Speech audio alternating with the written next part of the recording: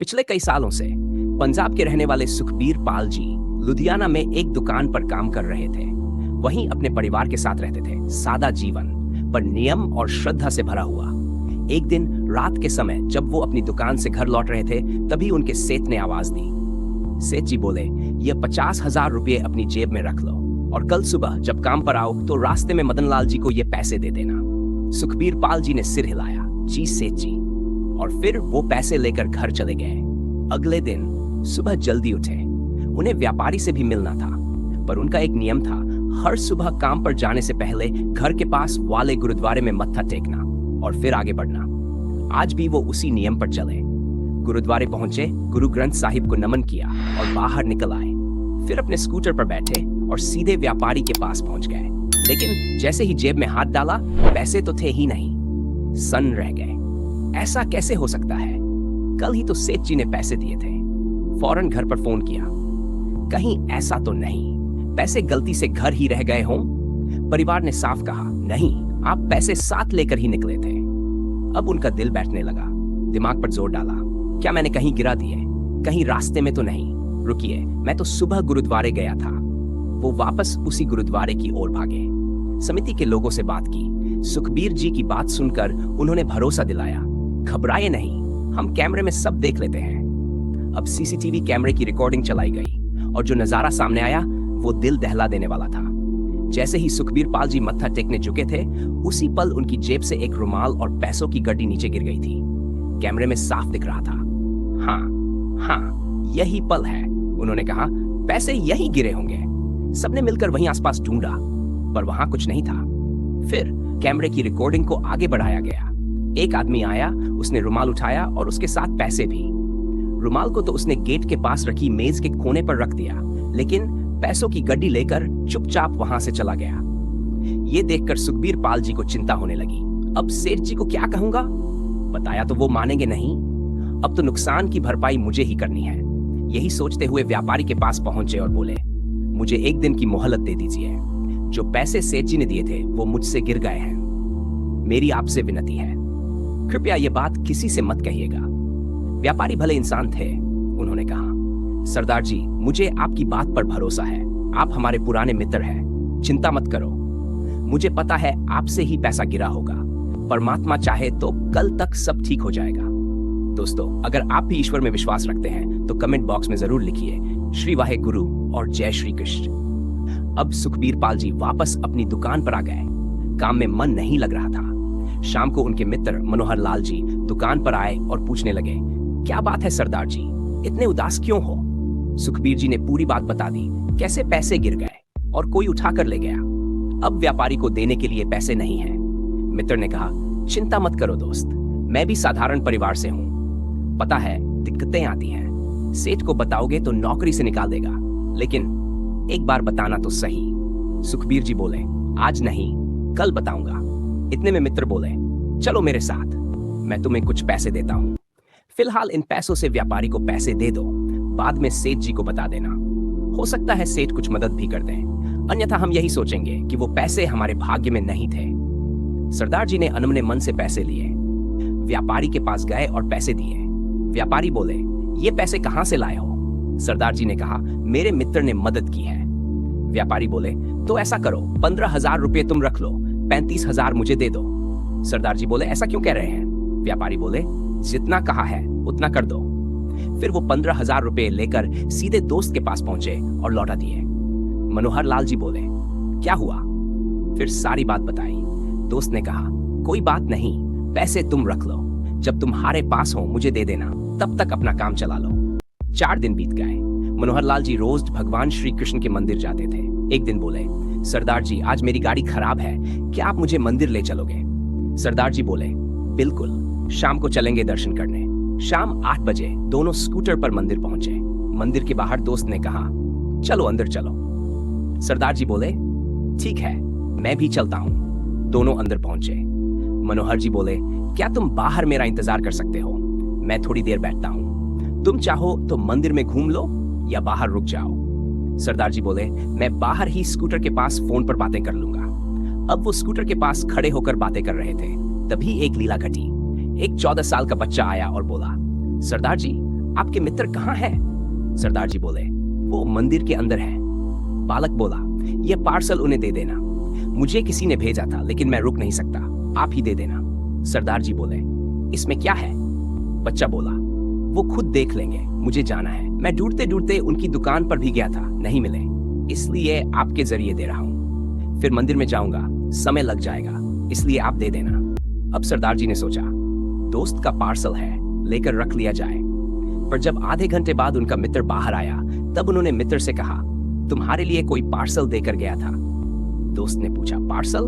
कौन सा पार्सल, और वह भी मंदिर में? इस पर सरदार जी ने जवाब दिया, वह एक 14-15 साल का बच्चा था, आया और पार्सल देकर कहने लगा, मुझे जल्दी है, मुझे किसी ने भेजा है, मुझे जाना है, और ये आपका पार्सल मुझे पकड़ाकर कहने लगा कि ये आपके मित्र का है, उसे दे देना।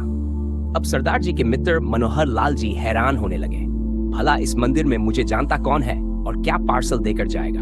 किसी को पता भी नहीं कि मैं इस समय मंदिर में आ गया हूँ। वैसे तो मैं नित्य ही इस मंदिर में आता हूँ, पर मुझे भला कोई मंदिर में क्यों पार्सल देगा?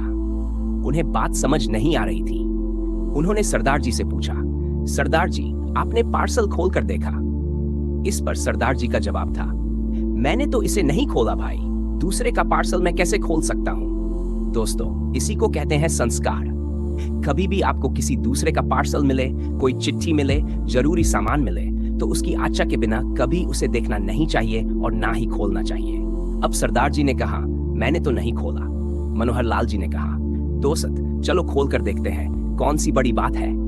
इतने में सरदार जी ने कहा, पहले स्कूटर पर बैठो, बाद में देखेंगे। अब दोनों स्कूटर पर बैठे। जैसे ही घर पहुंचे, तब सरदार जी ने कहा, अरे यार, पार्सल तो ले लो। तब सरदार जी ने पार्सल अपने दोस्त के हाथ में पकड़ा दिया। इतने पर दोस्त ने बोला, अरे रुको यार, देखते हैं इसमें है क्या चीज। जैसे ही उन्होंने पार्सल खोला, दोनों हैरान हो गए। उन्हें अपनी आंखों पर यकीन नहीं हो रहा था कि आखिर यह कैसे हो सकता है। आप सोचिए, जिन्होंने ये घटना बताई, भला उनके साथ क्या घटित हुआ होगा। जैसे ही पार्सल खोला गया, उसमें रुपयों की गड्डी निकली। उसमें कुल 35,000 रुपए थे। सरदार जी ने कहा, यह पैसे वह बच्चा देकर गया था। मनोहर लाल जी कहने लगे, कौन सा बच्चा? कौन था? मुझे तो कुछ याद नहीं आ रहा। अब मनोहर लाल जी ने कहा, मुझे तो लग रहा है आप कोई मनगढ़ंत कहानी सुना रहे हो, क्योंकि कुछ समय पहले मैंने तुम्हें पैसों की मदद की थी। तुम्हें लगा मैं वापस नहीं लूंगा, इसीलिए कहानी बनाकर सुना रहे हो। सरदार जी ने कहा, मैं रोज गुरुद्वारे जाता हूँ, मैं झूठ नहीं बोलूंगा, मैं सच कह रहा हूँ। ये लिफाफा मुझे एक बच्चे ने ही दिया है, ये मेरे पैसे नहीं है, उसने ही मुझे आपको देने के लिए कहा था। सरदार जी बहुत जिद करने लगे। तब जाकर मनोहर लाल जी ने वह पैसे रखे। अगले दिन जब दोनों दोस्त एक बार फिर मंदिर गए और वहां बाहर बैठकर इंतजार करने लगे कि हो सकता है वह बच्चा आज भी दिख जाए। सबसे पूछा, अपने दोस्त यार, परिवार के सदस्यों से, किसी ने किसी का लेन देन तो नहीं करना था? सबने मना कर दिया, हमारा ऐसा कोई लेन देन वाला व्यवहार नहीं था। हर जगह से ना का जवाब मिला। जब इस प्रकार एक दिन और बीत गया, तब सरदार जी के मन में पता नहीं क्या भाव जागृत हुआ। चलो हम गुरुद्वारे चलते हैं। गुरुद्वारे से दर्शन करके वे लोग बाहर आए। दोनों दोस्त आपस में बातें ही कर रहे थे। तभी सरदार जी को रोना आ गया। सरदार जी को रोता देखकर मनोहर लाल जी पूछ बैठे, क्या हुआ, क्यों रो रहे हो? तब सरदार जी ने कहा, देखो ना, हमारे गुरुदेव और आपके भगवान कितने दयालु हैं। जब मुझे पैसे की जरूरत थी, तब तुम्हें भेज दिया और तुमने पैसा लाकर मुझे दिया, हमने चुका दिया। अब ये बात सेठ जी को भी नहीं पता चली, और जैसे ही तुमने मेरी मदद की, तब तुम्हारे श्री कृष्ण और मेरे गुरु बाबा ने मुझ पर रहमत की, तुम पर कृपा की। पता नहीं वह लड़का कौन था, अजनबी बनकर आया और मुझे 35,000 रुपए देकर गया और कहा, अपने मित्र को दे देना। अब मैंने तुम्हें ये पैसे दिए, तुम्हें यकीन नहीं हो रहा, तुम्हें लग रहा है कि मैं दे रहा हूं, लेकिन सच में ये पैसे मैंने तुम्हें नहीं दिए। जब इस प्रकार की बातें दोनों दोस्त कर रहे थे, तब मनोहर लाल जी कहने लगे, जिस दिन तुमने मुझे ये पैसे दिए थे, उसी रात को जब मैं घर गया, मैं कोशिश करता हूँ कि मेरी जेब में जो होता है वह मैं परमात्मा के आगे रख देता हूँ और उन्हें यही कहता हूँ, हे प्रभु, मेरा परिवार ईमानदारी से चलता रहे और कभी किसी को आवश्यकता हो तो उसके लिए सेवा मुझसे अवश्य करा लेना, बाकी सब कुछ तो आपका ही है। उस रात को भी मैंने ऐसा ही किया। पैसे मिले, मंदिर में गया, रख दिया। भगवान से यही कहा कि दूसरे दिन प्रातः काल जब उठने लगा तो एहसास हुआ, मैंने अनुभव किया कि परमात्मा कह रहे थे, वह पैसे और कोई नहीं, मैं स्वयं तुम्हें देकर गया हूं, तुम्हारे ही है, तुम रख देना, संभाल कर, काम आएंगे। मैंने तुम्हें यह बात बताई नहीं। धर्मपत्नी से कहा तो धर्मपत्नी ने मुझे एक बात कही, देखो तुमने परोपकार किया, अपने मित्र को दुख से बचाया, परमात्मा उन रुपयों को तुम्हें देने के लिए स्वयं आ गए। सुखबीर जी कहना है, आज भी इस बात को याद करके मेरा गला भर आता है। तब सरदार जी से मनोहर लाल जी ने कहा, सरदार जी, जब हम ईश्वर पर विश्वास करते हैं तो परमात्मा के रूप अलग अलग हो सकते हैं, लेकिन उनकी कृपा करने का तरीका हरदम समान होता है। उन्होंने गुरु के रूप में मेरे ऊपर कृपा की और श्री कृष्ण के रूप में वह बालक बनकर आए, तब तुम्हारा पैसा देकर गए। सरदार जी कहने लगे, मैं फिर भी तुम्हें अपना पैसा वापस दूंगा। तब मनोहर लाल जी कहने लगे, जो आया है वह तुम्हारे सदके तो आया है, तुम्हारा पैसा मंदिर में ही गुम हुआ था, लगता है परमात्मा ही मुझे मंदिर में पैसा लाकर वापस देकर गए हैं। इसलिए आगे कभी भी पैसों के विषय में ख्याल ना करना, कभी भी कोई मदद की जरूरत हो तो जरूर बताना। दोनों दोस्तों की आंखें भर आई थीं। सुखबीर जी का कहना है, जब भी हम लोग आपस में मिलते हैं हम उस दिन की चर्चा जरूर करते हैं जिस दिन मेरे वाहेगुरु और श्री कृष्ण भगवान ने हम पर अपनी करुणा की थी, और हम दोनों का हृदय भगवान की करुणा के बारे में सोच सोच कर द्रवित हो जाता है। दोस्तों, भगवान पर आस्था और श्रद्धा कभी खाली नहीं जाती। हमारे ऐसे भक्तवत्सल भगवान और ऐसे पावन गुरुदेव जो हमेशा अपने भक्तों की रक्षा करते हैं, उनके पावन श्री चरणों में हमारा बारंबार प्रणाम है। दोस्तों, आपको यह सत्य घटना कैसी लगी?